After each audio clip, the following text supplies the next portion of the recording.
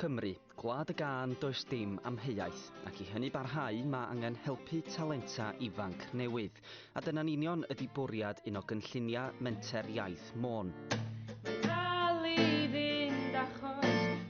Cafodd rhwydwaith perfformwyr ifanc ei sefydlu mwyn helpu bandiau ifanc Ynys Môn ar ddechrau eu taith ym myd cerddoriaeth, drwy drefnu gigs a digwyddiadau eu hunain. Mae rhwydwaith perfformwyr ifanc yn fel rhyw fath o glwb, fel petai, so mae plant ifanc rhwng 11 ac 18 yn gallu dod i creu cerddoriaeth, boed yn gallu chwarae offeryn neu ddim, neu hefo diddordeb, a dod i creu ffrindiau newydd.